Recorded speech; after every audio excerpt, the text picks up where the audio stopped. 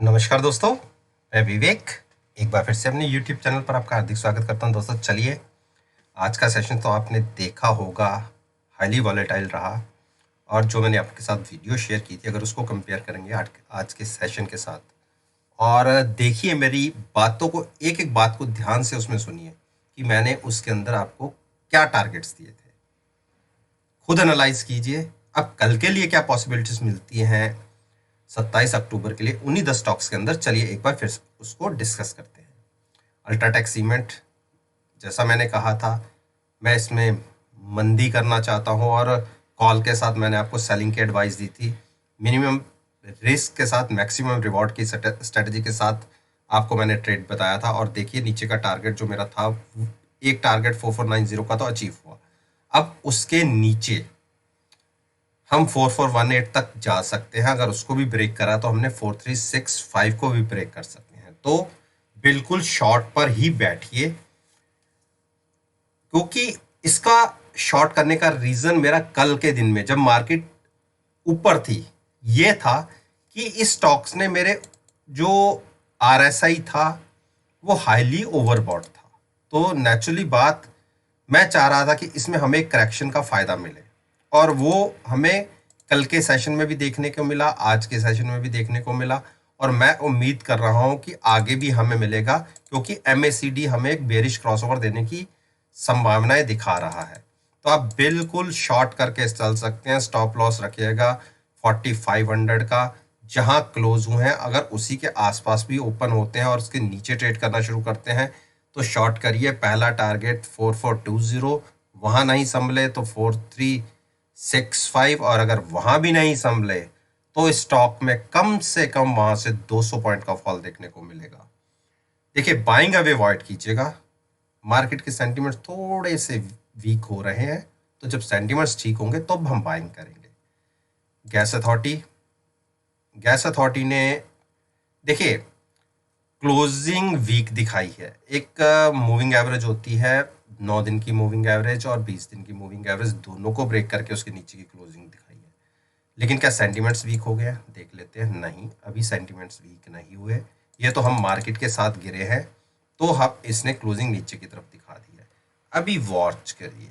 देखिए, बाय नहीं करना तो बिल्कुल मत करिए, लेकिन अभी शॉर्ट से भी अवॉइड कीजिए। जब हमें इंडिकेशन मिल जाएगा कि अब हमें यहाँ से शॉर्ट करना बनता है तो बिल्कुल शॉर्ट करेंगे। लेकिन हाँ, बाइंग का, देखिए, स्टॉक का ट्रेंड बाइंग साइड पर है, लेकिन मार्केट के साथ इसने करेक्ट किया है, तो रिवर्स है दोनों पोजीशन। तो जब तक किसी एक तरफ की कंफर्मेशन नहीं मिलेगी, ना तो हम बाइंग करेंगे ना सेलिंग करेंगे। तो इस स्टॉक को हम फिलहाल अवॉइड करेंगे। अब बात कर लेते हैं टाटा मोटर्स।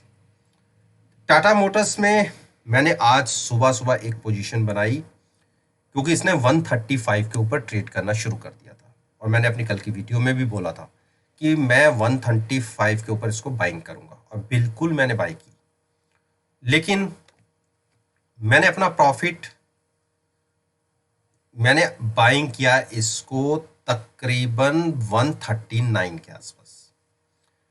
135 के ऊपर तो ये ओपन ही हुआ।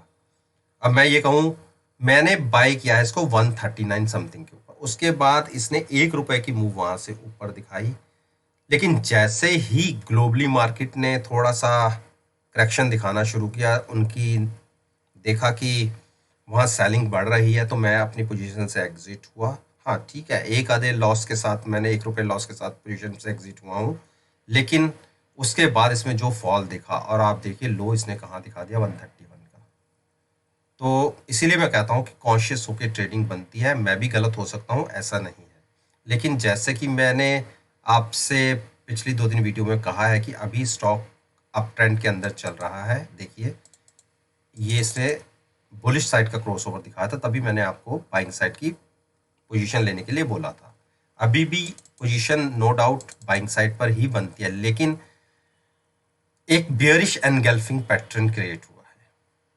देखिए, इस ग्रीन कलर की कैंडल को रेड कैंडल ने पूरा एनगल्फ कर लिया, तो ये एनगल्फिंग पैटर्न क्रिएट हुआ है बियरिश साइड। इससे इंडिकेशन ये मिल रहा है कि इसमें एक चाल नीचे की आ सकती है। देखिए, चार्ट्स इंडिकेटर्स हमें अभी इंडिकेशन नहीं दे रहा, मैं केवल कैंडल्स के बिहाफ पे आपसे बात कर रहा हूँ। तो इसीलिए हम इंडिकेटर्स को भी अवॉइड नहीं कर सकते और कैंडल को भी नहीं कर सकते, तो दोनों एक दूसरे के रिवर्स है, इसलिए इस स्टॉक को भी फिलहाल अवॉइड कीजिए। हाँ, नीचे अगर क्लोजिंग हमें 130 से नीचे की मिल जाती है तो बिल्कुल शॉर्ट करेंगे 126 के टारगेट के लिए और उसके बाद 121 के टारगेट के लिए। बाइंग हम करेंगे 136 के ऊपर, इसके बीच में ना ही ट्रेड ले तो ज़्यादा अच्छा है। यूपीएल यूपीएल ने देखिए 445 का टारगेट मेरा अचीव किया और उसके बाद नीचे जाके क्लोजिंग दी है। स्टॉक बेरिश है, बाइंग तो बिल्कुल नहीं, लेकिन मैंने ये टारगेट बात जरूर करी थी कि मैं 445 तक के टारगेट हमें देखने को मिल सकते हैं, लेकिन मैंने शॉर्ट इसमें भी अवॉइड कराई थी इतने नीचे के लेवल पे जाके, कि इतने नीचे के लेवल पे एक बाउंस देखा जा सकता है, इसलिए फ्रेश शॉर्ट मत कीजिए। हाँ, 445 के अगर नीचे जाए आसपास जाए तो एक बाउंस बैक के लिए आप 445 के स्टॉप लॉस के लिए बाइंग कर सकते हैं।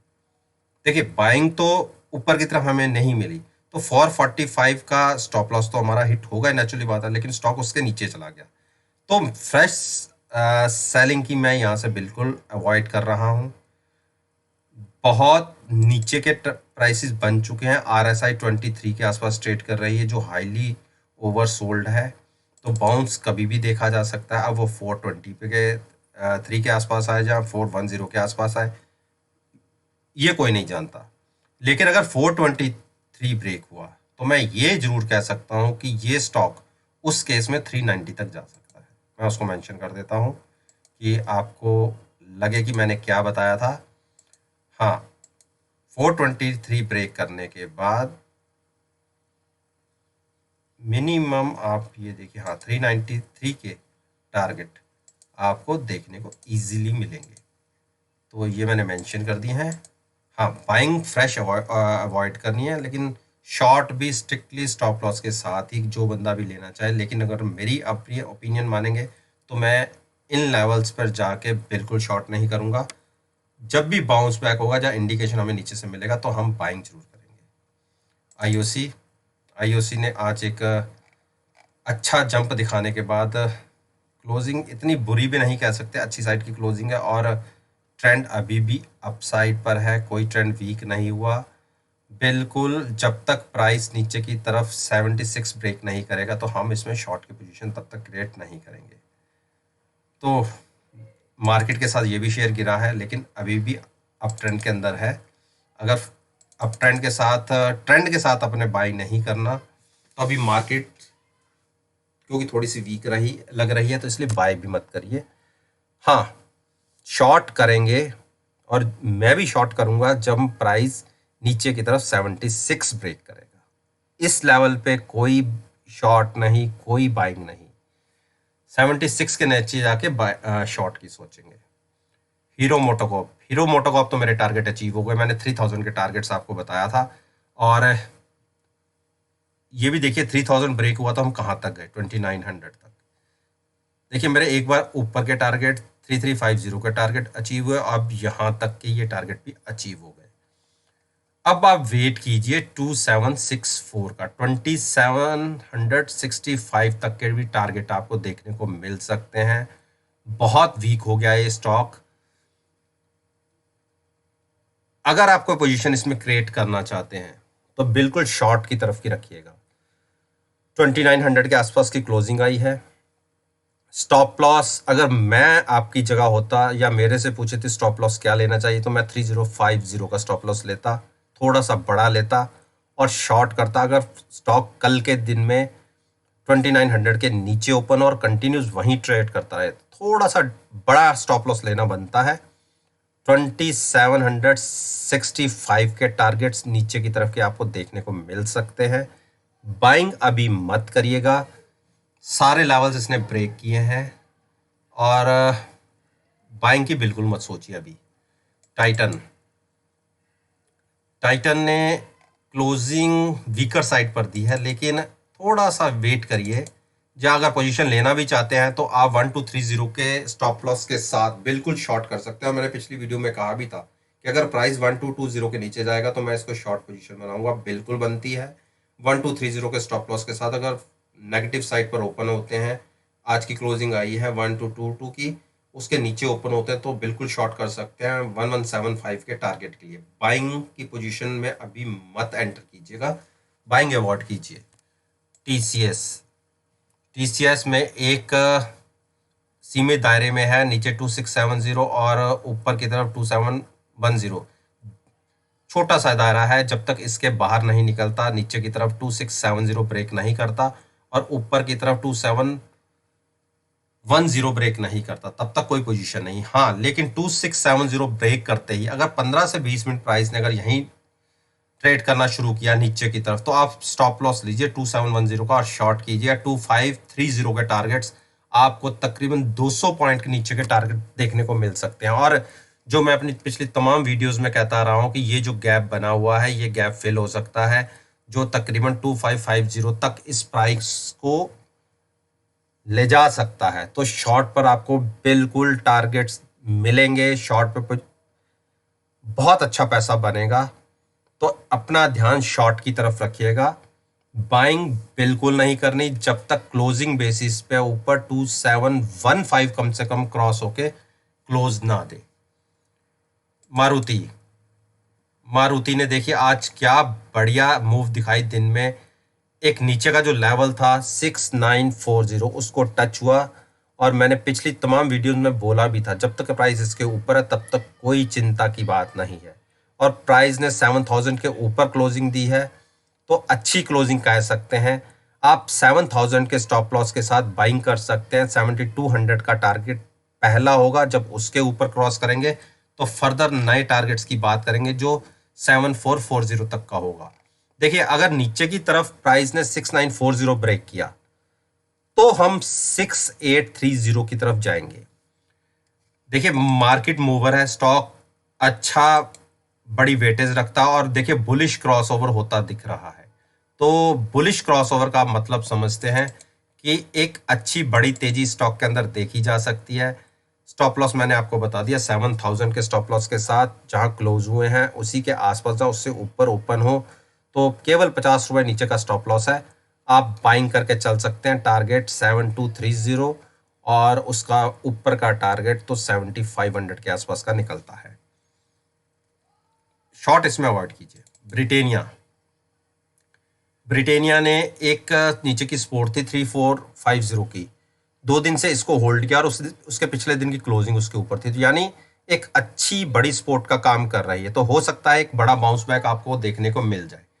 ट्रेंड वीक है, अपनी सारी सपोर्ट्स ब्रेक की हैं। आरएसआई तकरीबन ओवर सोल्ड हो चुका है। ओवर सोल्ड होने की रीजन की वजह से एक जंप स्टॉक के प्राइस में देखने को मिल सकता है, जो जंप तकरीबन 50 से 60 पॉइंट का हो सकता है। तो वेट कीजिएगा कि किस तरफ की तरफ ओपनिंग हमें मिलती है, उसी तरफ के हिसाब से हम ट्रेड लेंगे। अगर नीचे खुलता है 3450 के नीचे 3440 तक प्राइस जाता है तो हम उस केस में 3450 के स्टॉप लॉस के साथ शॉर्ट करेंगे। टारगेट नीचे 3250 का होगा। लेकिन अगर 3450 की सपोर्ट नहीं ब्रेक होती और लगता है कि ये अपसाइड की एक मूव दे सकता है, तो हम उसी जंप के वेट के लिए ही तो इंतजार कर रहे हैं। तो उस केस में जो एक आपको पुल बैक मिल सकता है वो 3565 तक का हो सकता है। तो इसमें ध्यान रखने वाली बात सबसे पहले तो ओपनिंग की है और उसके बाद की मूव की है, तभी आपको उस तरफ का ट्रेड देखने को मिलेगा। ट्रेंड वीक है, वीक साइड पर 3450 के नीचे ट्रेड मिलेगा, उसके ऊपर नहीं। तो दोस्तों, ये वो 10 स्टॉक्स थे जिनके ऊपर मैंने अपना ओपिनियन आपके साथ शेयर किया है, और मेरी विनती है कि आप मेरी इस वीडियो को कल के ट्रेडिंग सेशन के साथ एनालाइज कीजिए, पर्टिकुलर इन 10 स्टॉक्स के साथ। और जो मैंने आपके साथ डिस्कस किया है, टारगेट्स, रेजिस्टेंस, मूवमेंट, वो सबको एनालाइज कीजिए। और मेरा मानना है कि आपको बहुत अच्छे रिजल्ट्स देखने को मिलेंगे, वो भी पॉजिटिव साइड। वीडियो अच्छी लगी हो तो लाइक कीजिए, शेयर कीजिए और मेरे यूट्यूब चैनल को सब्सक्राइब करना मत भूलिएगा। तो इसी बात के साथ मैं आपसे विदा लेता हूं, और और एक नई वीडियो के साथ फिर से आपके सामने आऊंगा। तब तक के लिए धन्यवाद, take care and have a nice day.